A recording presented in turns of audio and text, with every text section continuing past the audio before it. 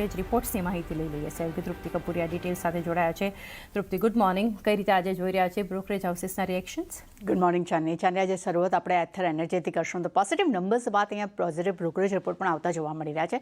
Cells out perform રેટિંગનો report સાથે લક્ષ્યાંક તેમને 1600 રૂપિયા પ્રતિ શેર કર્યા છે. અહીંયા તેમનું કેવું છે કે Q1 FY27માં કંપનીના વોલ્યુમ વાર્ષિક ધોરણે લગભગ 81% વધ્યું છે. એપિટા માર્જિન ત્રિમાસિક ધોરણે અહીંયા લગભગ 319 બેસિસ પોઈન્ટ અહીંયા સુધરે છે. ખાસ કરીને કંપનીનું બુકિંગ જે છે લગભગ અહીંયા 50,000 પ્રતિ મહિનો રહ્યો છે, જ્યારે ક્ષમતા જે છે અહીંયા 35,000 પ્રતિ મહિનો જોવા મળી રહી છે. ખાસ કરીને માંગના અભાવને કારણે નહીં, પરંતુ ક્ષમતા અભાવને કારણે કરીને બુકિંગ જે છે મર્યાદિત જોવા મળ્યું છે. ત્યારબાદ HSBCના રિપોર્ટ પર નજર કરશું. અહીંયા પણ એથર એનર્જી માટે ખરીદારીની સલાહ સાથે લક્ષ્યાંક વધારીને 1450 રૂપિયા પ્રતિ શેર કર્યા છે. અહીંયા તેમનું કહેવું છે કે અન્ય ખર્ચમાં ઘટાડાને કારણે કરીને માર્જિનનું પરફોર્મન્સ મજબૂત રહ્યું છે. મજબૂત EV બ્રાન્ડ અને સારા કામકાજી પ્રીમિયમ વેલ્યુએશન અહીંયા મજબૂત જોવા મળ્યા છે. નોમુરાના રિપોર્ટ પર નજર કરશું. અહીંયા તેમને એથર એનર્જી માટે ખરીદારીની સલાહ સાથે લક્ષ્યાંક 1714 રૂપિયા પ્રતિ શેર કર્યા છે. અહીંયા તેમનું કહેવું છે કે ટુ વ્હીલર EV સેગમેન્ટમાં ટોપિક્સ અહીંયા જોવા મળી રહ્યું છે. ઇન્ડસ્ટ્રીઝમાં મોટા ફેરફારની તેઓ અપેક્ષા રાખી રહ્યા છે. ખાસ કરીને પોલિસીનો સપોર્ટ જે છે અહીંયા EVની માંગને વધુ એક મજબૂત બનાવી રહ્યું છે અને EL લોન્ચ અને નવા પ્લાન્ટ અગત્યનું એક મુખ્ય ડ્રાઈવર બની શકે છે.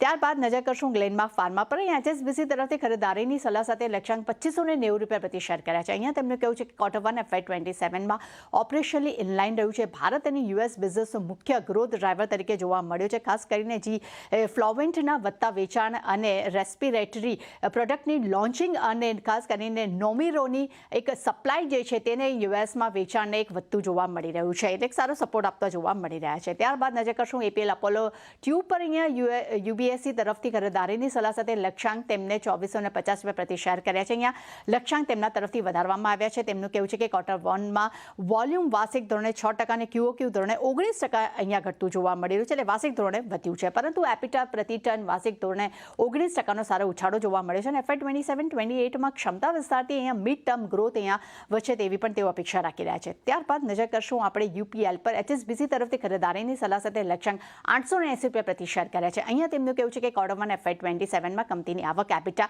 અહીંયા ઇનલાઇન જોવા મળ્યા છે, પરંતુ FY27 માટે એપિટા ગ્રોથ ગાઇડન્સ જે છે અહીંયા લગભગ 10 થી 14% તેમને યથાવત રાખ્યું છે.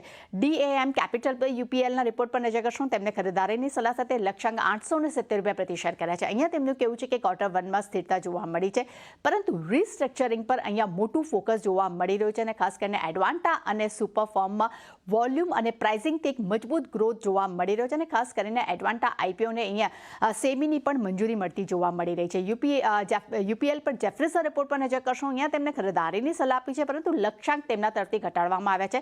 715 રૂપિયા પ્રતિ શેર કરવામાં આવ્યા છે. અહીંયા તેમનું કહેવું છે કે ફોરેક્સનો સારો સપોર્ટ મળ્યો છે એપિટા પર સામે, પરંતુ દબાણ જોવા મળ્યું છે. અને ઇન્વેન્ટરી ગેઇન છતાં પણ નફો જે છે અહીંયા થોડો સામાન્ય રહ્યો છે અને વર્કિંગ કેપિટલ વધ્યું છે, પરંતુ નેટ દેવું અહીંયા વાર્ષિક આધાર પર સ્થિર જોવા મળી રહ્યું છે. આ કારણસર અહીંયા લક્ષ્યાંક આપણને ઘટતા જોવા મળ્યા છે. ત્યારબાદ એસ્કોર્ટ કુબોટા પર નજર કરશું. CLSA તરફથી હોલ્ડ રેટિંગનો રિપોર્ટ છે. લક્ષ્યાંક તેમને 3495 રૂપિયા પ્રતિ શેર કર્યા છે. અહીંયા તેમનું કહેવું છે કે કંપનીના માર્જિન્સ અહીંયા પોઝિટિવ રહ્યા છે, પરંતુ મોંઘી કોમોડિટીને કારણે કરીને અનુમાનથી લગભગ 50 બેસિસ પોઈન્ટ અહીંયા ઘટાડો જોવા મળ્યો છે. અને કોમોડિટી ખર્ચમાં લગભગ 100 થી 200 બેસિસ પોઈન્ટ વધવાની તેઓ ધારણા અહીંયા જોઈ રહ્યા છે. અને HSBC તરફથી એસ્કોર્ટ કુબોટા માટે હોલ્ડ રેટિંગનો રિપોર્ટ છે.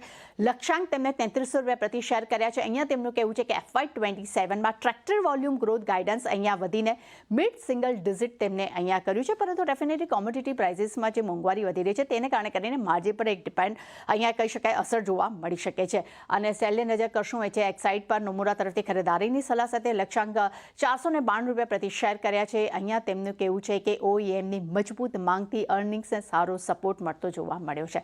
એટલે જાણે ઘણા બધા બ્રોકરેજ રિપોર્ટ છે, દરેક પર એક સારી રિએક્શન દિવસ દરમિયાન જોવા મળી શકે છે.